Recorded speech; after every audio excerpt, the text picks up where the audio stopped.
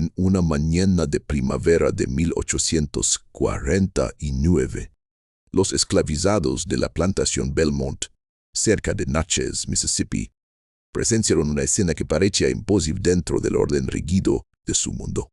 En el jardín principal, bajo la luz suave del amanecer, el coronel James Ashford y su esposa Margaret estaban de pie tomados de la mano con una mujer esclavizada de 24 años llamada Isabel.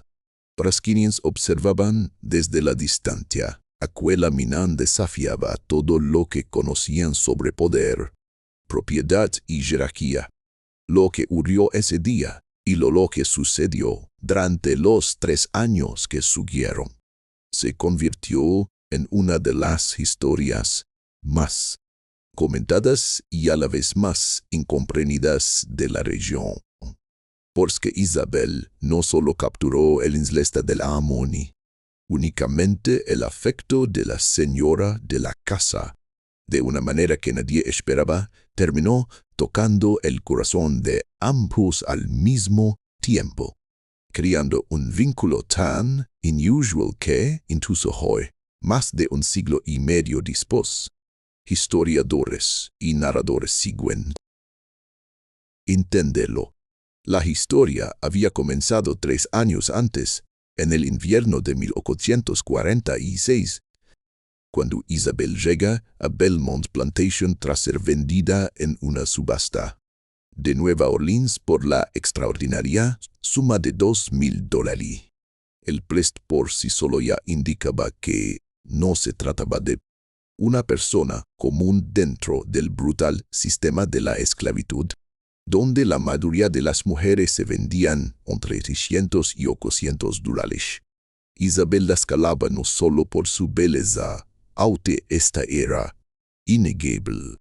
Medía casi 1,70 m. Tenía una presencia elegante y rasgos que reflejaban una mezcla de ascendencia africana y europea. Su piel de tono dorado y sus ojos profundos parecían observar el mundo con una calma y una inteligencia que desconcertaban a quienes la miraban. Pero lo que realmente la hacía diferente era algo menos visible. Isabel había recibido una educación poco común para alguien en su situación. Había crecido en la casa de una familia criolla francesa en Nueva Orleans, donde aprendió a leer y escribir, hablar francés con fluidez, tocar el piano y conversar sobre literatura y filosofía. Cuando aquella familia cayó en la ruina financiera y se vio obligada a venderlo todo, Isabel terminó en el mercado de esclavos, una mujer cultivada convertida en mercancía. El coronel James Ashford, un terrateniente de 42 años educado en Yale y propietario de extensos campos de algodón, asistió a aquella subasta buscando sirvientes para su casa. Estaba casado desde hacía 15 años con Margaret Peyton Ashford, hija de una distinguida familia de Charleston. En la sociedad sureña se le consideraba parte de la aristocracia. Su matrimonio había sido tanto una alianza social y sanguínea como una historia de afecto. Pero cuando James vio a Isabel sobre la plataforma de venta, algo cambió en él. Más tarde le costaría explicar qué había sentido exactamente. No era solo su apariencia, aunque era notable. Era la forma en que mantenía la cabeza erguida, con una dignidad silenciosa a pesar del humillante espectáculo que la rodeaba. Era la inteligencia evidente en su mirada, la sensación de que su mente estaba en otro nivel distinto al de la transacción brutal que ocurría a su alrededor. James la compró y la llevó a Belmont Plantation, asignándole al principio un puesto como donchela personal de su esposa Margaret. Aquella diseñación, aparentemente práctica, terminaría alterando la vida de los 3. Margaret Ashford tenía 38 años. Era una mujer culta, de gustos refinados y mente inquieta. Con el paso de los años había comenzado a sentir atrapada dentro de las rígidas convenciones de la sociedad sureña. Leía constantemente. Mantenía correspondencia secreta con pensadores del norte que criticaban la esclavitud y cada vez se sentía más incómoda con las contradicciones morales de su mundo. Su matrimonio con James se había vuelto cordial pero distante, más una asociación respetuosa que una relación apasionada. Cuando Isabel empezó a trabajar como su doncella, Margaret mantuvo al principio la distancia que la sociedad exigía entre ama y esclava. Sin embargo, en pocas semanas esa distancia comenzó a desvanecer. La inteligencia y la educación de Isabel crearon un puente inesperado entre ambas. Durante las largas tardes en las que Isabel la ayudaba a vestirse o arreglar su cabello, comenzaron a hablar, primero sobre libros, luego sobre filosofía, después sobre política y finalmente sobre las contradicciones del mundo que compartían. Un día Margaret encontró un viejo ejemplar de Cándido entre las pocas pertenencias de Isabel y, sorprendida, le preguntó si realmente había leído a Voltaire.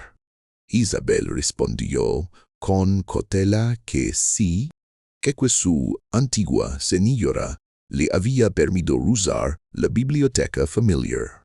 Intrigada, Margaret quiso saber qué pensaba del famoso optimismo filosófico de la obra. Isabel reflexionó unos instantes antes de responder que tarde. El mundo no era ni el mejor ni el peor de los posibles, sino simplemente el mundo, un lugar donde cada persona debía encontrar sabiduría y gracia para sobrevivir. Aquella conversación abrió una puerta imposible de cerrar. Con el tiempo, Margaret empezó a buscar la compañía de Isabel no solo para tareas domésticas, sino para conversar. Entre discusiones literarias y confidencias personales, surgió una cercanía inesperada que confundía a ambas mujeres. Margaret comenzó a descubrir sentimientos que nunca había imaginado experimentar, mientras Isabel, acostumbrada a leer con precisión cada situación para sobrevivir, comprendía tanto el riesgo como la complejidad de aquella conexión. Al mismo tiempo, el coronel James también atravesaba su propio conflicto interior. Su fascinación por Isabel crecía a medida que observaba su presencia tranquila y su inteligencia dentro de la casa. A diferencia de muchos hombres de su posición, que simplemente imponían su voluntad, James sentía el extraño deseo de ser correspondido. Empezó a buscar excusas para hablar con ella, preguntarle su opinión y escuchar su perspectiva sobre temas que normalmente jamás se discutirían con una persona esclavizada. Una noche, al encontrarla en la biblioteca buscando un libro para Margaret, notó cómo pasaba los dedos por los lomos de los volúmenes con un gesto de nostalgia.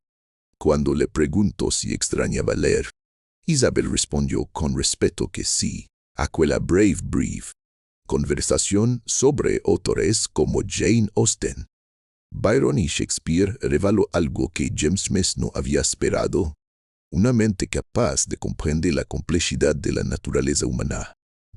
Sin darse cuenta, tres destinos comenzaban a entrelazarse de una manera que desafiaría todas las reglas de su tiempo. En la primavera de 1848, la tensión en la plantación Belmont, cerca de Natchez, Mississippi, alcanzaba un punto que nadie podía prever.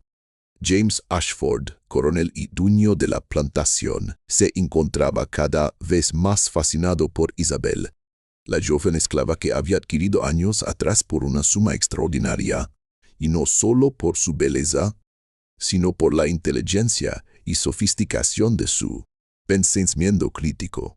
Aquella tarde, Mientras la observaba en la biblioteca, comprendió que lo que sentía no era simple deseo, sino algo mucho más peligroso.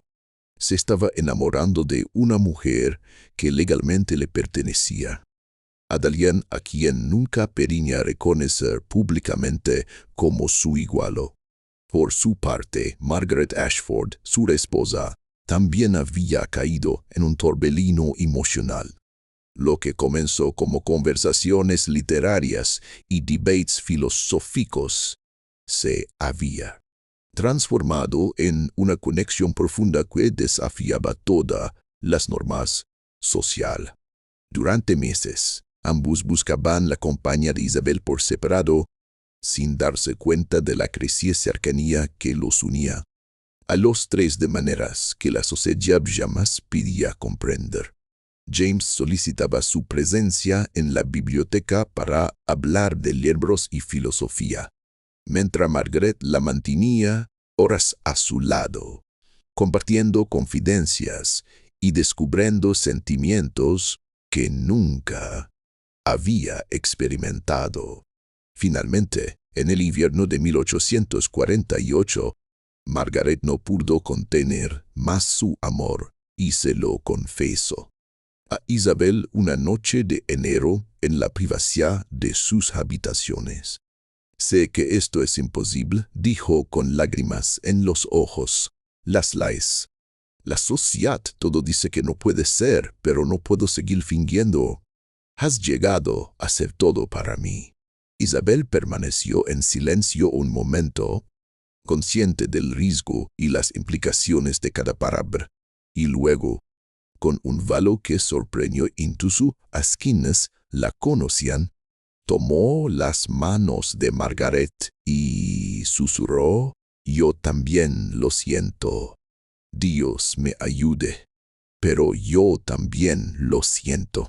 Aquella noche, la relación cruzó el límite de la intimidad emocional hacia la expresión física de su afecto, convirtiéndose en amante en secreto, mientras la plantación dormía alrededor de ellas. Sin embargo, los secretos en un lugar tan confinado rara vez permanecen ocultos por mucho tiempo.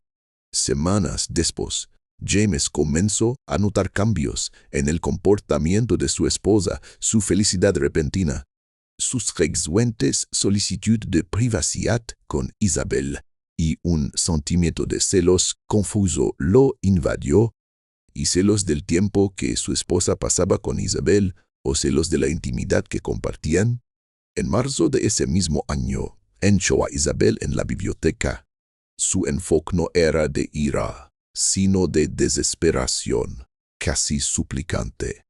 «¿Qué está pasando entre tú y Margaret?», preguntó. Isabel lo miró a los ojos con firmeza. Había sobrevivido a su esclavitud gracias a su inteligencia, estrategia y a saber cuándo la verdad era más efectiva que la mentira. Consciente de la magnitud de lo que diría, respondió con sencillez: «Nos amamos». James se dejó caer en una silla, su mundo temblando. «¿Y tú, me amas a mí también?», preguntó, incapaz de articular sus sentimientos. «Lo he sabido durante meses», dijo Isabel con suavidad.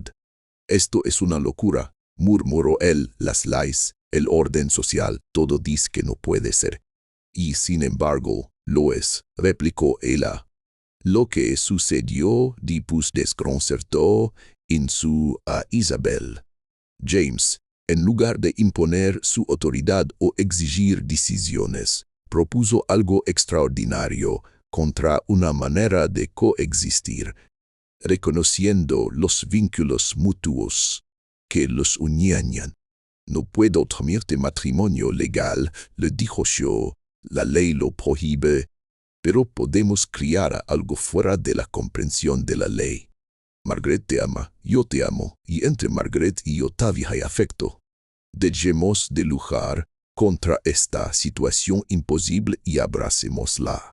Isabel, que podía haberlo considerado una fantasía peligrosa, Reconoció que era una oportunidad única para asegurar su seguridad y bienestar, así como una forma peculiar de libertad dentro de su condición de esclava. Solito 24 horas para reflexionar. Esa noche meditó cada ángulo, cada riesgo, cada posibilidad, y al día siguiente se reunió con ellos en el estudio de James para establecer condiciones claras. Debía contar con protecciones legales, papeles de libertad, que se activarían en caso de cualquier eventualidad. Sus hijos serían libres desde el nacimiento, tendría habitaciones propias en la casa principal, y el del mundo exterior no conocería la verdad completa. Nadie ignoraría que hubo una opción excepcional en la casa. James y Margaret optaron, comprendiendo que lo extraordinario ya formaba parte de sus vidas. Así comenzó uno de los arreglos domésticos más inusuales del sur antes de la guerra, donde Isabel pasó a residir en un dormitorio junto a la suite de los Ashford, con sus corrientes de manumission en manos de un abogado en Natchez, preparados para activarse según las consignas pactadas. Legalmente libre, pero presentada al mundo como una sirvienta excepcional. Mente privilegiada. Isabel se convirtió en un enigma entre los esclavizados, no comprendible libre ni comprendible esclava, ni sirvienta ni señora. Los rumores se extendieron rápidamente, a veces como en su mesa surraban. Lleva vestidos mejores que los de los sirvientes, y el coronel le habla como a un nahual, comentaban con asombro. Mientras tanto, dentro de la casa, la relación continuó desenvolviéndose con delicadeza y cuidado. Algunas noches Isabel pasaba tiempo en la habitación de Margaret, otras en la de James, y en ocasiones los tres se reunían en la biblioteca hasta el amanecer hablando de literatura, filosofía, política y de aquel extraño mundo que habían creado. Margaret reflexionaba: vivimos en una casa de naipes. Si alguien ontoniera lo que hemos hecho, todos seríamos destruidos. James sería arruinado socialmente, yo declarada loca, y Isabel sufriría las peores consecuencias. Entonces debemos ser cuidadosos, respondía James, y protegernos mutuamente. Y en medio de imposibles contradicciones y desequilibrios de poder, surgió algo genuino, afecto y comprensión que desafiaba las normas de su tiempo, creando un triángulo humano tan extraordinario como peligroso que quedaría grabado en la memoria de Belmont Plantation por siempre. James y Margaret tomaron una decisión que muchos habrían considerado valiente o completamente insensata. Dependiendo de la perspectiva, reconoce públicamente la posición única de Isabel dentro de su hogar a través de una ceremonia, de que no podía ni se leía nunca un matrimonio legal, pero que simbolizaba compromiso y afecto. Una mañana de abril, en el jardín de la plantación Belmont, ante un pequeño grupo de sirvientes de confianza que ya habían intuido parte de la verdad, llevaron a cabo un acto privado. Un ministro local, profundamente en deuda con James y dispuesto a guardar secretos, ofició una bendición, estudió un lenguaje que no constituía legalmente matrimonio, pero que transmitía claramente compromiso. James y Margaret pronunciaron votos ante Isabel, prometiendo protegerla y cuidarla, mientras que Isabel, con una compostura impresionante, respondió con sus propios votos. Los sirvientes presentes observaron con asombro y desconcierto, incapaces de nombrar lo que estaban presenciando, pero conscientes de que era algo sin precedentes. No entiendo lo que acaba de pasar, dijo una cocinera a otra al regresar a sus labores. Ninguno de nosotros lo entiende, pero esto cambia todo, fue la despertar. Durante los 2 años que este lado continuó de manera discreta y cuidadosamente mantenida. En Ichenbadbek Ushe, Isabel dio a luz a una hija llamada Clara, registrada como libre desde su nacimiento, ya que sus papeles de manutención habían sido activados en secreto poco antes. Clara creció en la casa principal, recibiendo educación junto a los hijos de familias adineradas vecinas, quienes la crían una prima lejana proveniente de Nueva Orleans. La vida en Belmont se adaptó a un equilibrio inusual. Margaret e Isabel mantenían su relación íntima, mientras Margaret retomaba de manera limitada su vida conyugal con James. James y Isabel compartían un vínculo distinto, profundo y significativo, diferente del que James tenía con Margaret. Así, los tres cultivaban amistad genuina y construían una especie de familia amorosa, aunque poco convencional. Sin embargo, las normas del sur antes de la guerra eran implacables y tales arreglos no podían mantenerse eternamente. Para Ichenbabegujit los rumores comenzaron a trascender más allá de la plantación. Vecinos curiosos hacían preguntas si un ministro visitante de Joe, comentarios velados sobre situaciones domésticas inusuales. La presión social sobre James creció. La presencia de una mujer de raza mixta con privilegios tan evidentes despertaba sospechas y exigencias de explicación. En diciembre de ese año, James recibió aviso de que un grupo de prominentes ciudadanos de Natchez planeaba visitar Belmont para inspeccionar la situación y asegurarse de que se mantenía el orden social. La amenaza implícita era clara. Si descubrían lo que sospechaban, habría consecuencias que podían ir desde el ostracismo social hasta acciones legales contra James, Margaret e incluso Isabel por estar en el centro de aquel escándalo. Esa noche, los tres se reunieron en conferencia de emergencia para decidir de 3 acciones: huir juntos hacia el norte, terminar el clero competente o vencer la instigación y sus consecuencias. Si fuimos, lo perdemos todo, dijo James. Abandonaría la plantación de nuestra familia, todo nuestro legado. Si terminamos esto, Isabel pierde su protección, quedará vulnerable a ser esclavizada nuevamente o peor. ¿Y si nos quedamos y los entramos?, preguntó Isabel. El silencio pesado respondió: por ellos todos serían destruidos, pero ella sufriría más. Isabel tomó la decisión: me iré. Esta noche llevarán a Clara a Filadelfia, donde tengo contactos de mi tiempo en Nueva Orleans. Los papeles que preparaste, James, demuestran que es libre de nacimiento. Dirán que me escapé, que confiaron en mí ingenuamente, que fueron engañados. Sus reputaciones podrían sufrir temporalmente, pero sobrevivirán. No, intervino Margaret, no sacrificaré más a Isabel para salvarnos nosotros. No me estoy sacrificando, replicó Isabel con suavidad. Estoy tomando una decisión consciente. Tengo mis papeles de manutención y una hija libre de nacimiento. Eso es más de lo que la mayoría de los esclavos recibe.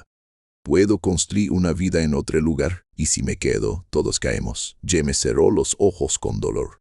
Esto no es justo. Nada de esto lo es. No, concordó Isabel, pero es lo que debe suceder. Aquella noche, mientras la plantación dormía, James y Margaret ayudaron a Isabel y a la pequeña Clara a subir a un carruaje.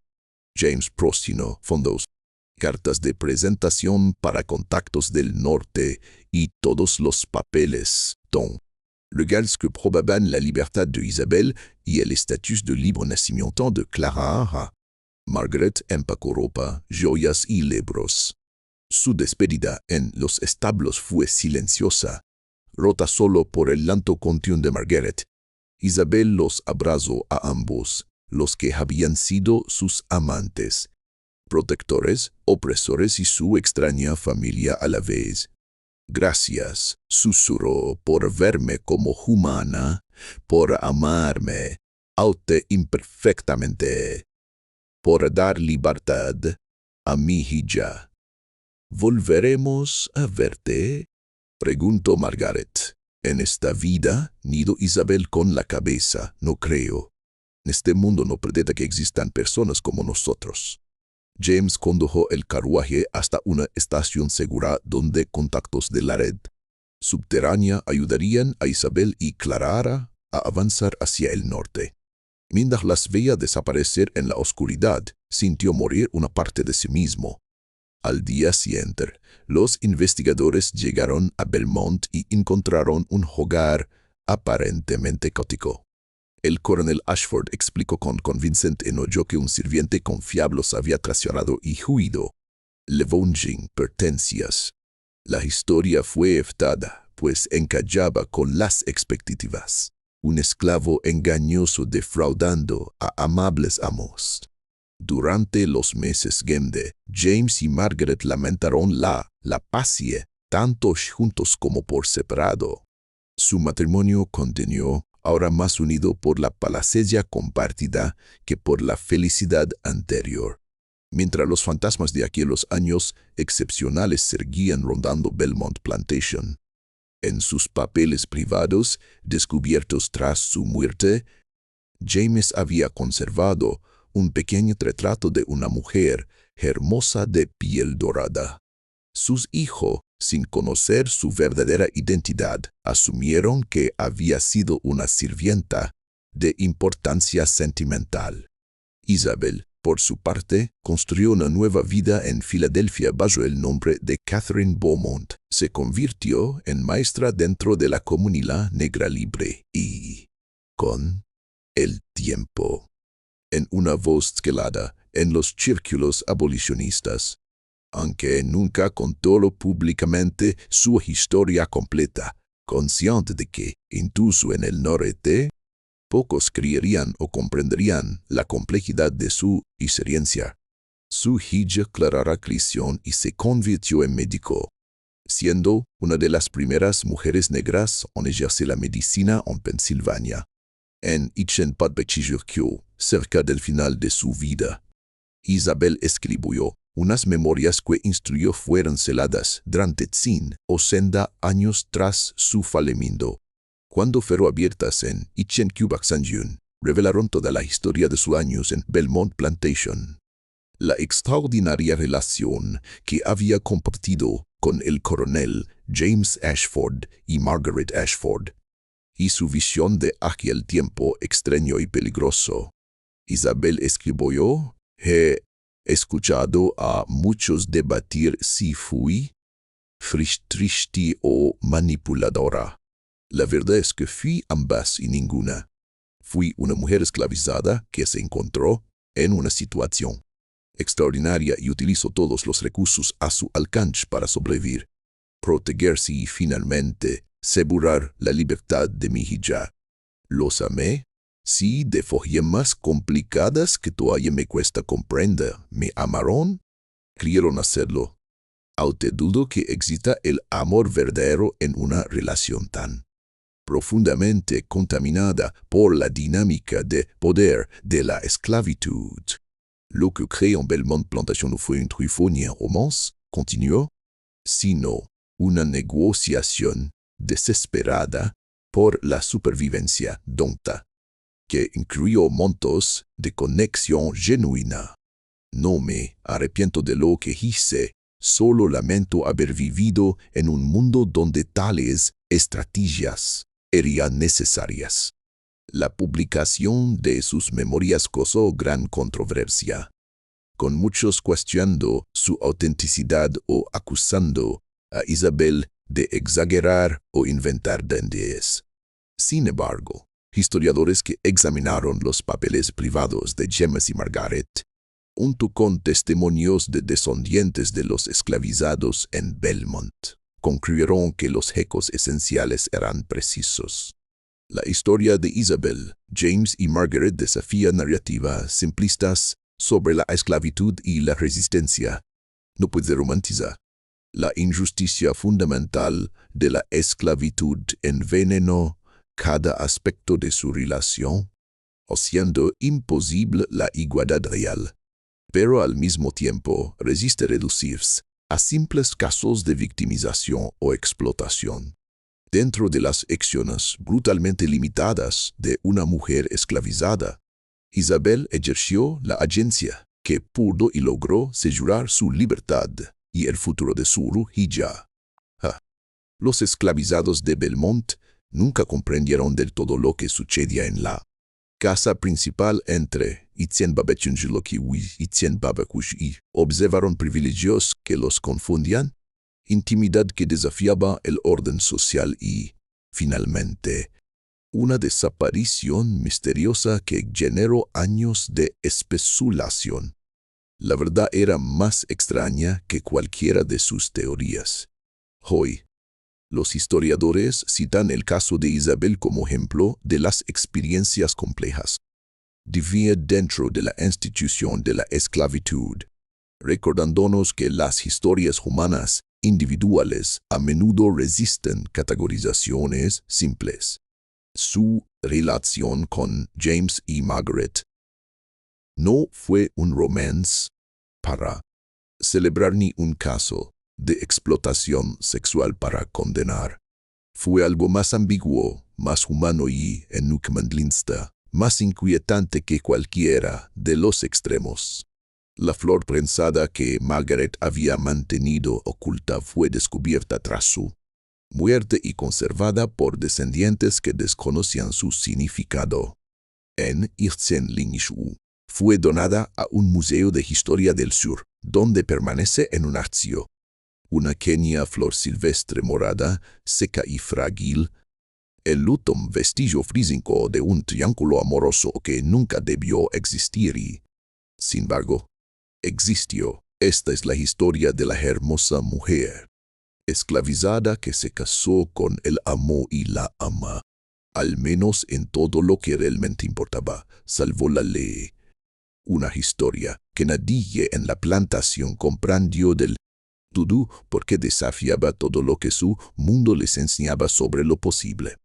Una historia de amor y poder, supervivencia y elección, libertad y limitaciones, entrelazadas de tal manera que resisten interpretaciones simples. Y trataría esa resistencia a la simplicidad, esa insistencia en la complejidad y la ambigüedad, sea en sí misma una forma de verdad, porque las relaciones humanas, incluso en los sistemas más opresivos, permanecen obstinadamente complicadas, obstinadamente individuales, obstinadamente humanas.